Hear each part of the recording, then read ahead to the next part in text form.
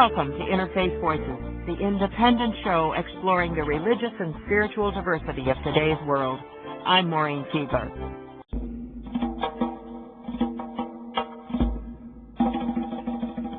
Several weeks ago, Gurpreet Singh Tuteja was boarding a plane in Cedar Rapids, Iowa, to return to Washington, when a Transportation Security Administration screener pulled him aside to pat down his turban, even though he had passed through the security metal detector without incident. Gurpreet Singh Tuteja is a Sikh, and a new TSA policy, which went into effect on August 4th, gave screeners additional discretion to examine headgear, including turbans customarily worn by Sikhs. Mr. Tuteja was shocked and humiliated, and his treatment has riled the American Sikh community and led it to seek dialogue with the Transportation Security Administration. To learn more about what's at stake for Sikhs in this, we're joined by Manjeet Singh, Acting Chairperson of the Sikh American Legal Defense and Education Fund. Welcome to Interfaith Voices once again, Manjeet. Thank you, Maureen. First, what's the significance of a turban for a devout Sikh? For a Sikh, the turban is an integral part of their faith and their Sikh identity. It is an article of faith that is worn by all Sikh men. It is optional for women.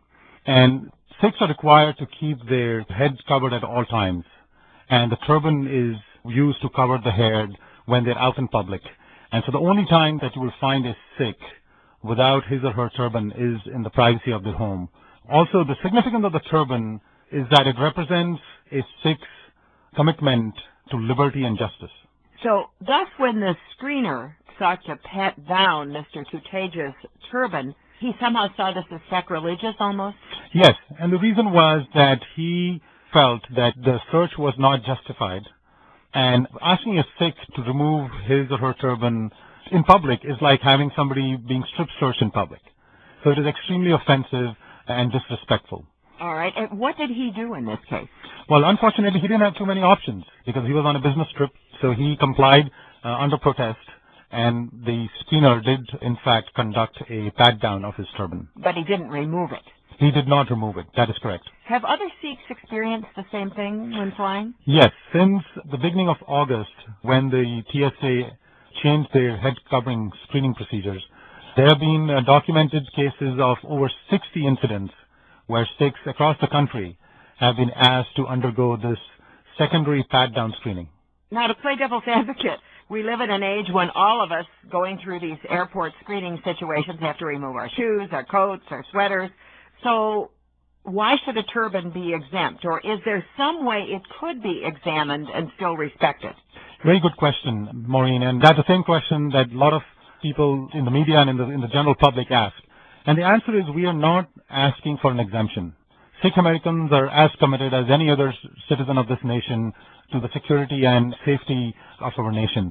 What we are asking is there needs to be a legally justifiable reason for examining the turban, simply because the turban is a religious article of faith. It is not a fashion accessory like a baseball cap or a hat that you wear and remove at your pleasure. It is a religious article of faith, so it requires certain special considerations. And there are procedures. In fact, right after 9/11, there have been similar incidents of Sikhs actually being asked to remove the turban while passing through airport security.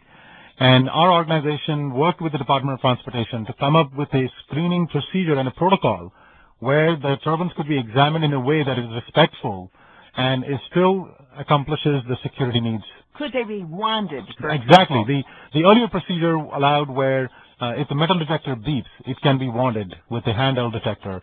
And if that still beeps, then the individual can be subjected to a pat-down. And if that is still unsatisfactory, the individual can be asked to remove the turban. But the pat-down on the turban is done in private. Currently, the pat-downs are done in public. And that's the other reason that has upset the community, because it conveys to the general public, who most of the time are not aware of who Sikhs are and what the turban represents, and somehow think that anybody wearing a turban is suspect or is to be viewed with suspicion. But you've been in dialogue with the Transportation Security Administration quite recently about this.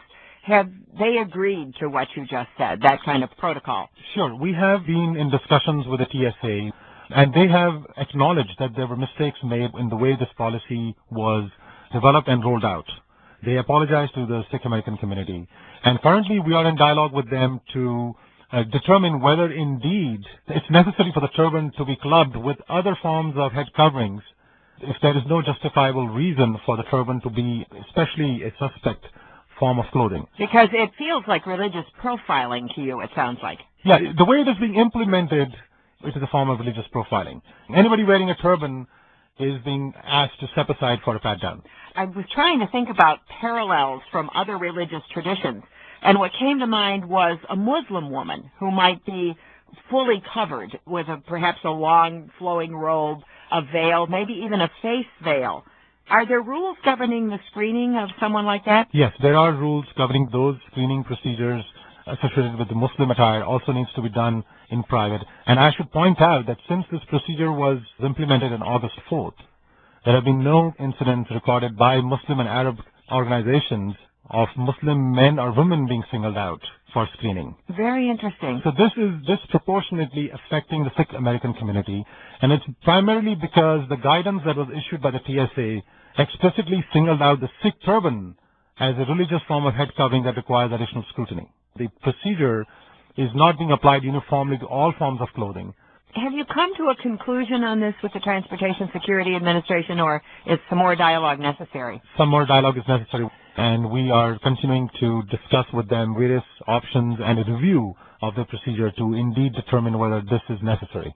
We are hopeful and optimistic that we will come to a satisfactory resolution. Manjeet Singh is the acting chairperson of the Sikh American Legal Defense and Education Fund. Thank you so much for explaining this issue to us. Thank you for having me.